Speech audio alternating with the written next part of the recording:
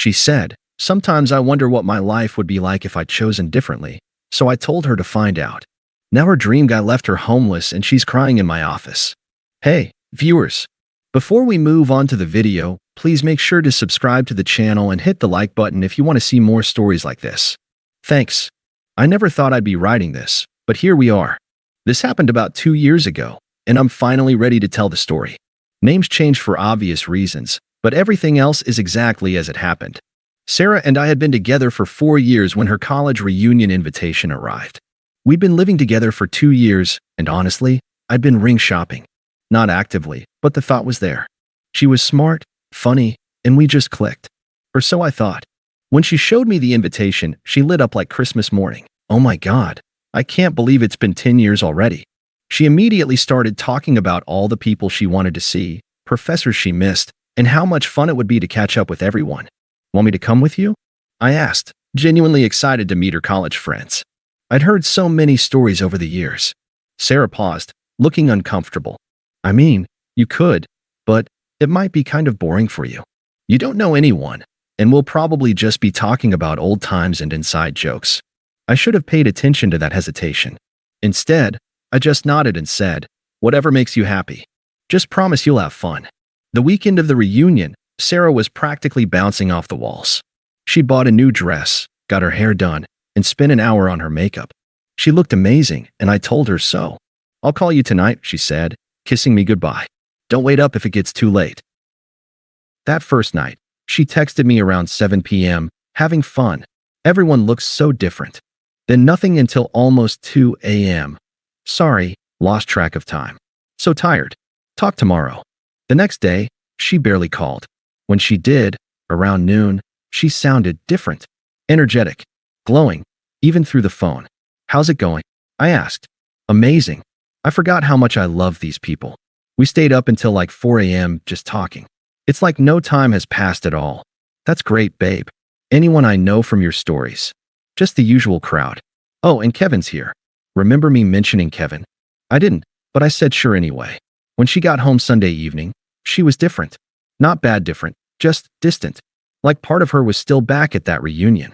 She spent the evening on her phone, scrolling through photos and laughing at things she wouldn't explain. Good weekend? I asked. The best. I forgot how much I missed that feeling. What feeling? Just being around people who really knew me. The me I was before, you know. I didn't know, but I nodded anyway. Over the next few weeks, Sarah couldn't stop talking about the reunion. She'd bring up random stories about college, about professors, about how things used to be. And Kevin's name kept coming up. Kevin was always so ambitious, she'd say while we watched TV. He was the kind of guy who had a 5-year plan, a 10-year plan. He knew exactly where he wanted to be. That's cool, I'd respond, not thinking much of it. Yeah, he's doing really well now. He has his own consulting firm. Travels all over the world for clients. I started paying attention when she mentioned him for the 5th time in a week. Kevin always said I was too smart to just settle into a routine, she said one evening, completely out of nowhere. We'd been talking about what to have for dinner. Settle into a routine? You know, just being comfortable, not pushing yourself to grow. Are you not growing? Sarah looked at me like I'd missed the point entirely. I don't know, Mike. Sometimes I wonder if I'm living up to my potential. That's when I looked Kevin up on social media. Big mistake. His Instagram was like a highlight reel of success. Expensive restaurants, business class flights, suits that probably cost more than my car payment. And recent photos from the reunion, including several with Sarah. They looked comfortable together. Too comfortable. When I brought it up, Sarah got defensive immediately. Are you seriously stalking my college friends now?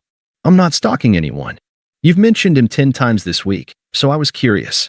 He's just a friend, Mike. God, you're being so insecure. But things kept escalating. Sarah started working late more often. She'd be on her phone constantly, always stepping away to take calls. She started criticizing things she'd never cared about before. Don't you want more? She asked me one night, completely unprompted. More what? Just more. Don't you want to travel? See the world? Build something bigger than this. I gestured around our apartment, which we decorated together and loved. I thought we were happy here. We are. But happy and fulfilled aren't the same thing. A month after the reunion, I found hotel receipts in her purse while looking for car keys. 2 different hotels, both in our city, both recent. Sarah had never mentioned staying in any hotels. That night, I confronted her. Sarah, I found these. I held up the receipts. Her face went white, then red. You were going through my purse? I was looking for the car keys. You told me to grab them. Why are you staying in hotels here? She was quiet for a long moment. Kevin's been visiting. Visiting you? Visiting the city. For work. We've gotten coffee a few times. In hotels. We talked in the lobby. Sometimes his room. It's not what you think. What do I think? You think I'm cheating on you. Are you? Another long pause. Not physically. The honesty almost made it worse. I sat down heavily on our couch. But emotionally? I asked. Sarah started crying. I don't know. Maybe. I'm so confused, Mike. Seeing Kevin again, it brought back all these feelings. All these memories of who I used to be. Who you used to be. I was different in college. I was ambitious. I had dreams. I was going to change the world. And now I'm 28 and I work in marketing and I come home and we watch Netflix and order takeout and talk about our day. That sounds awful, I said, and I meant it to sting. It's not awful. It's just safe, predictable, comfortable. And that's bad. It's not bad. It's just. Kevin always said I was settling. That I was too smart and too ambitious to just be comfortable. There it was. The thing that had been building for a month. Sometimes I wonder what my life would be like if I'd chosen differently, she continued. I looked at her for a long moment. Then you should find out. What? You should find out what your life would be like if you'd chosen differently. You should be with Kevin. Mike, that's not what I meant. Yes, it is. You've been comparing our entire relationship to some fantasy of what your life could have been. You're not happy here. You're not fulfilled. You think you're settling. So don't settle. Sarah stared at me. Are you breaking up with me? I'm telling you that you should be with someone who makes you happy. Someone who challenges you. Someone who fits the life you want to live. But what if I'm wrong? What if I'm just confused? Then you'll figure it out. But you won't figure it out while you're here, wondering what if. We talked until 3 a.m. She cried. I didn't. By the end of the conversation, we both knew what was happening. I need to see where this goes with Kevin, she said finally. I need to know if what we have is real. I understand. So we'll take a break? And if things don't work out? No, Sarah. If you leave, you leave. There's no coming back to see if I'm still here waiting. That's not fair. What's not fair is asking me to be your backup plan while you explore your options. She moved out the next weekend.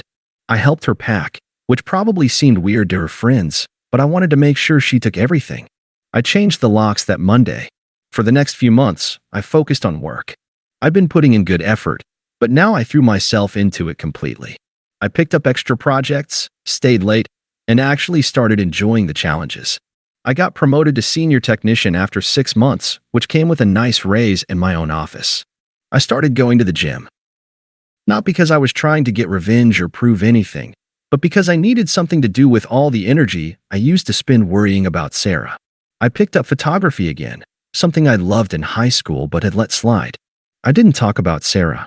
I didn't check her social media. I didn't ask mutual friends about her. When people asked how I was doing, I said I was fine, and I meant it. About 8 months after she left, I started dating again. Nothing serious, just coffee dates and casual dinners. I met Rebecca at a photography workshop. She was funny, smart, and had her own life going on. We started spending time together, and it was easy in a way that my relationship with Sarah had never been. Through mutual friends, I heard bits and pieces about Sarah's new life. She'd moved in with Kevin pretty quickly. They were traveling together, posting photos from expensive restaurants and weekend getaways. It all looked very glamorous. But then the story started changing. Kevin, it turned out, wasn't quite the success story his Instagram suggested. His consulting firm was basically him freelancing with a fancy business name. The travel was client work, not leisure, and he was apparently pretty stressed about money most of the time. The fancy suits and expensive dinners were all financed by credit cards. Sarah had moved to a different city to be with him, leaving her job and her support system. She was having trouble finding work in her field and was getting increasingly isolated. Then Kevin started showing his true colors. He was controlling about money, critical of Sarah's career struggles, and apparently had a temper. Friends started noticing that Sarah seemed stressed and unhappy when they video called. About a year after she left, Kevin kicked her out. She found out he'd been cheating on her with at least 2 other women, including an ex-girlfriend he'd reconnected with at his own college reunion. The irony wasn't lost on anyone. Sarah was essentially homeless. She'd burned bridges at her old job, had no money saved, and Kevin had kicked her out with barely any notice. She moved back to our city and was staying with friends, but that wasn't sustainable. That's when the text started. "Hey, I know things ended badly, but I wanted to see how you're doing." I didn't respond. "Mike, I made a huge mistake. I've learned so much about myself and what really matters. Nothing. Please just talk to me. I know I don't deserve it, but I need to hear your voice." Still nothing. Then she started calling. I let them all go to voicemail. The messages got increasingly desperate. "Mike, please." He was terrible. "You were right about everything. You're the good one. You're the one who really cared about me." Delete. "I know I hurt you, but I've grown so much. I know what I want now, and it's the life we had together." Delete. "I'm staying with Jessica, but I can't stay much longer. I have nowhere else to go. I'm not asking you to take me back. I just need someone to talk to." Delete. Her friends started reaching out. Jessica called me first. "Mike, I know Sarah messed up, but she's really sorry. She's learned from this experience." "I'm sure she has. She's going through a really hard time." Kevin turned out to be awful. He was emotionally abusive and controlling. "That's unfortunate. Don't you care about her at all? You two had something real." "We did. And she chose to throw it away for something that looked better." "Everyone makes mistakes, Mike. Don't you believe in second chances?" "I believe in consequences." Sarah's mom called me next. That one was harder. "Mike, honey, I know my daughter hurt you, but she's in a really bad place right now. She made a mistake, but she's learned from it. Mrs. Peterson, I respect you, but Sarah is an adult. She made her choices. She's my daughter. I'm watching her fall apart. Don't you have any compassion?" "I have plenty of compassion, but I also have self-respect." "That's very cold of you." "What's cold is asking me to rescue someone who left me for someone else." The calls kept coming from different friends and family members. They all had the same message. Sarah was sorry. Sarah had learned her lesson. Sarah needed help. I should be the bigger person. I started to wonder if I was being too harsh.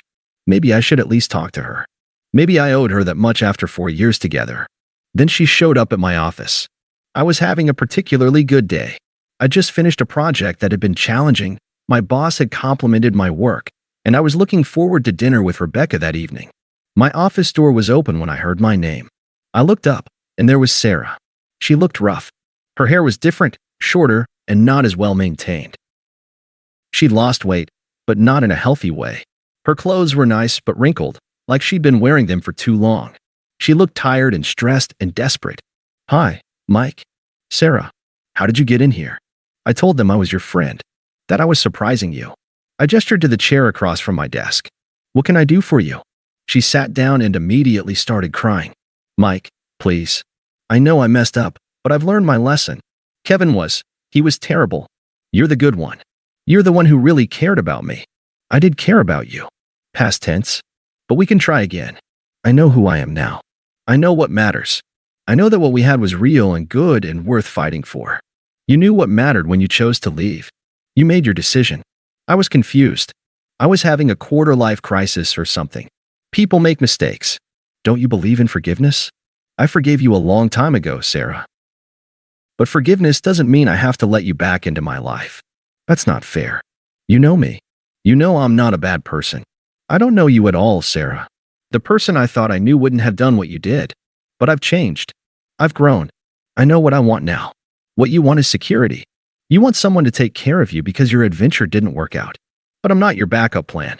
It's not like that. It's exactly like that. You left me for someone who seemed more exciting, more successful, more ambitious. When that didn't work out, you remembered that I was stable and reliable. But you can't have it both ways. She was crying harder now. So that's it. For years means nothing. For years meant everything. That's why it hurts so much when you threw it away. I'm sorry. I'm so sorry. I know you are. But sorry doesn't fix this. The door to my office opened, and Rebecca walked in carrying coffee. She stopped when she saw Sarah. Oh, sorry. I didn't know you were in a meeting. Rebecca, this is Sarah, an old friend. Sarah, this is Rebecca.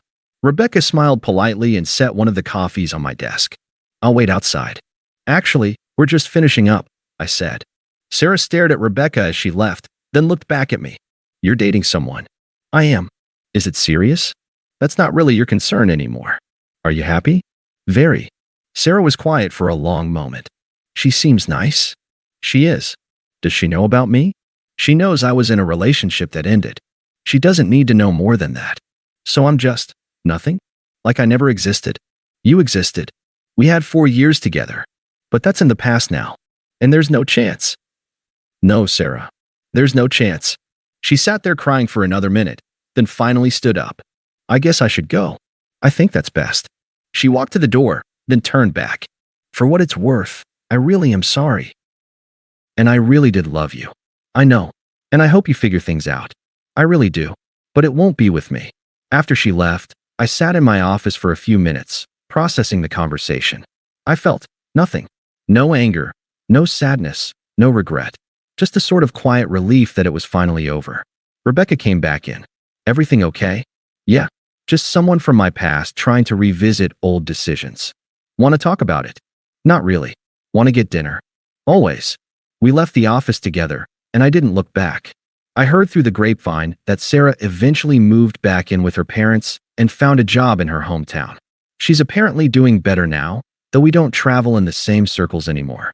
I don't wish her ill. I don't think about her much at all, honestly. Rebecca and I have been together for over a year now, and we're talking about moving in together. It's easy and comfortable and real in a way that my relationship with Sarah never was. Sometimes I wonder what would have happened if I'd fought for her, if I'd begged her to stay, if I'd taken her back when she wanted to return. But then I remember that someone who truly valued what we had wouldn't have been willing to risk it for a maybe. I learned something important from this whole experience. You can't make someone choose you. You can only choose yourself. And sometimes, choosing yourself means letting someone go, even when it hurts. Sarah thought she was trading up. Instead, she traded away the one person who actually loved her for who she was, not who she might become. That's not my problem anymore. I'm exactly where I'm supposed to be. Thanks for watching. Make sure to subscribe to the channel and hit the like button.